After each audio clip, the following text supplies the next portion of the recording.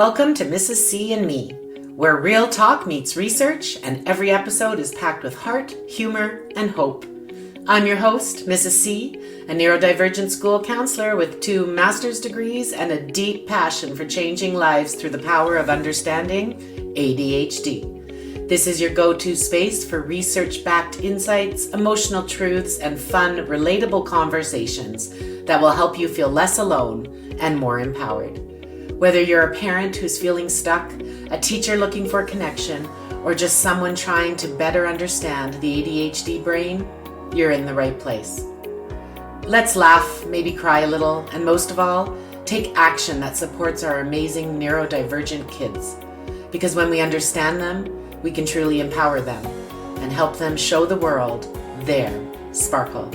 You're not in this alone. I'm here, parent to parent, educator to educator. I got you.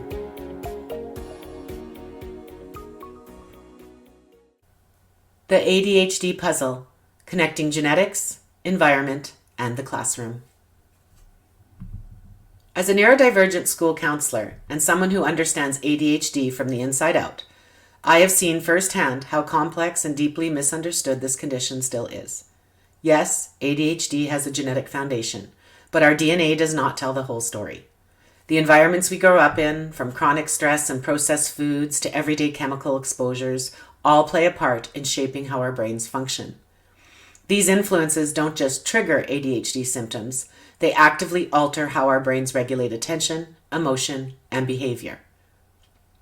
Over the past few decades, understanding of ADHD has evolved significantly, from viewing it as simply hyperactivity to inattention to challenges with executive function. Today, the most compelling research tells us that ADHD is fundamentally about self-regulation, our brain's ability to manage impulses, focus, shift gears, and respond appropriately to situations. And while that sounds daunting, it is also empowering, because if environment can worsen symptoms, it also means that there's real potential to support and improve them. This isn't just theory for me. It's part of how I work with students every day and why I believe real change in our school systems is possible. Let's explore what's really going on with ADHD and how we can use it to understand and create positive change. ADHD from genetics to epigenetics, a school counselor's lens.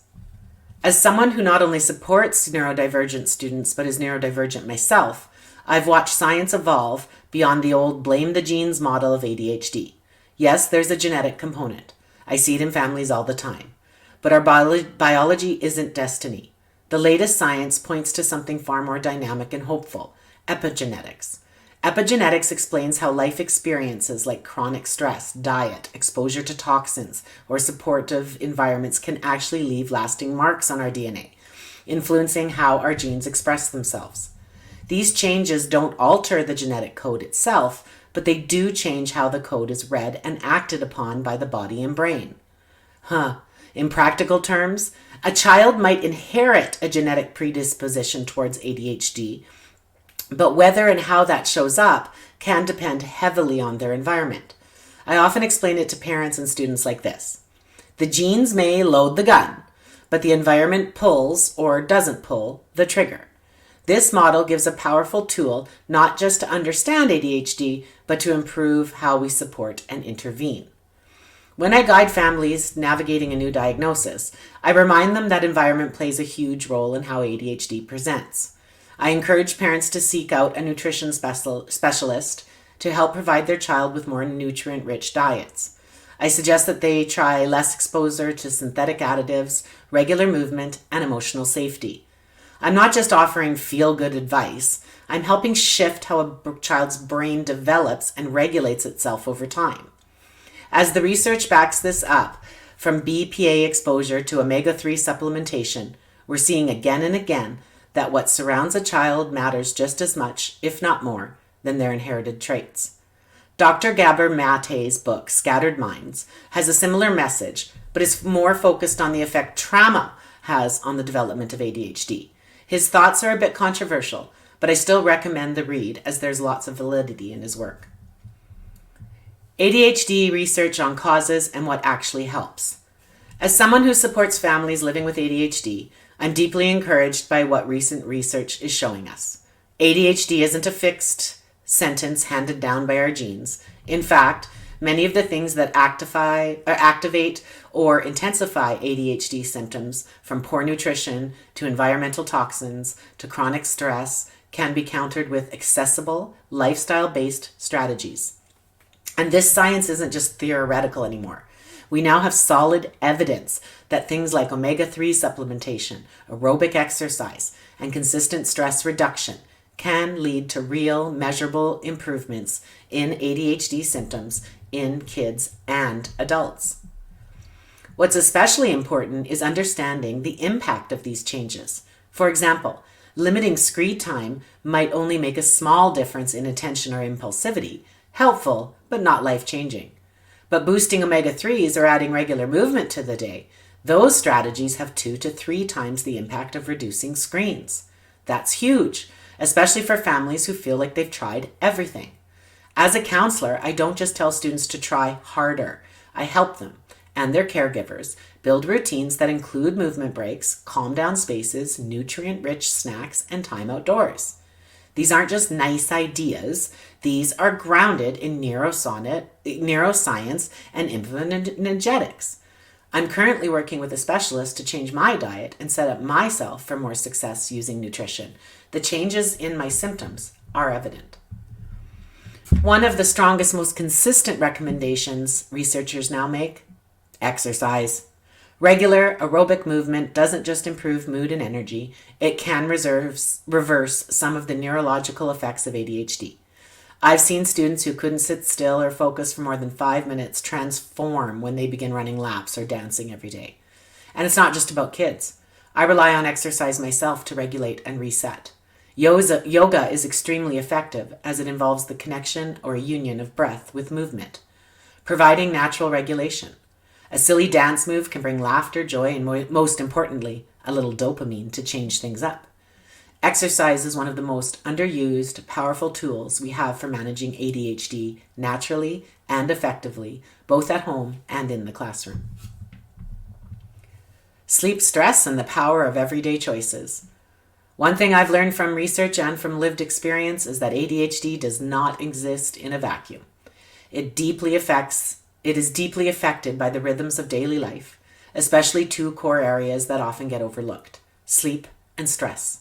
For those of us with ADHD, quality sleep isn't just helpful, it's essential. It's during sleep that our brains reset, process learning, and regulate emotional responses. When students come to my office struggling to concentrate or melting down over small frustrations, one of the first things I ask about is their sleep. A consistent, restful sleep routine can significantly reduce ADHD symptoms, especially around attention and emotional regulation. And then there's stress, the quiet amplifier of everything. ADHD itself can be stressful, not just for the individual, but for the whole family. I've worked with so many parents and caregivers caught in a painful loop of frustration, guilt, and exhaustion. The truth is, unmanaged stress, whether in children or adults, can actually worsen ADHD symptoms by triggering negative epigenetic changes in the brain. But the good news is, just as powerful, learning to manage stress through mindfulness, self-care, and movement, or even therapy, can protect the brain and improve function over time. For some of my students, it's as simple as learning deep breathing or having a quiet, safe space to regroup. For others, it's family therapy or a new morning routine, small steps, big shifts. The science is catching up with what many of us already knew to be true. Lifestyle changes matter, and not in a vague wellness blog kind of way. We now have growing, credible evidence that simple daily actions like getting better sleep, eating brain-supportive foods, and managing stress can literally change our genes, how our genes express themselves. ADHD may be written into our biology, but that doesn't mean we're stuck struggling. Our choices and environments can rewrite the story.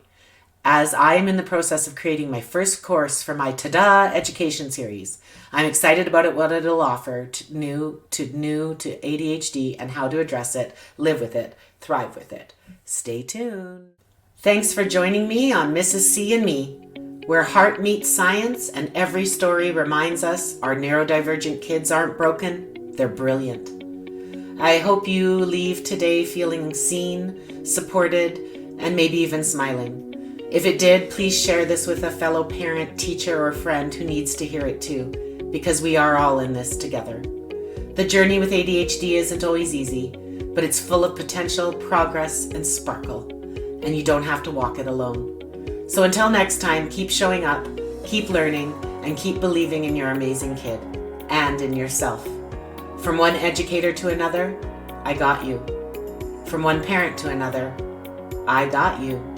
Because when we understand them, we empower them. And when we empower them, they shine.